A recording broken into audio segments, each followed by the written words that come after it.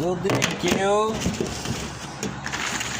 কেউ সৌদি আরবের কাঁচা খেজুর খেতে চান তাহলে সৌদি আরবের আসতে হবে। সৌদি আরবের কাঁচা খেজুরের ভিতরে আল্লাহর যে কি একটা নিয়ামত দিয়ে থইছে, এটা ভাষা প্রকাশ করা যাবে না যে সৌদি আরবের খেজুরের ভিতরে আল্লাহ কত বড় একটা নিয়ামত দিয়ে থইছে। এই খেজুরের ভিতরে এত নিয়ামত আর এত মিষ্টি যে মানে অপূর্ব, গালে দিলে পথে মনে হয় যে একটা রসগোল্লা গালে ঢুকাই দিলাম। আপনাদের যদি দেখাই আমি, দেখেন বিসমিল্লাহ, এমন একটা মিষ্টি যে মানে ভাষায় প্রকাশ করা যায় না যে এত মিষ্টি। কেন এত মিষ্টি হয় সৌদি আরবের খেজুর?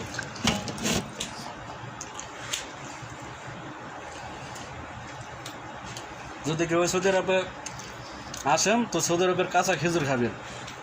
আর যারা সৌদি আরবে আসেন তারা তো জানেনি সৌদি আরবের খেজুরের সম্বন্ধে, তাদের তো আর বলার কিছু নাই। আর যারা সৌদি আরবে আসেন নাই তারা আসেন, কাম টু সৌদি আরব আর কাঁচা খেজুর খান নবীর দেশের। ভালো থাকবেন সবাই।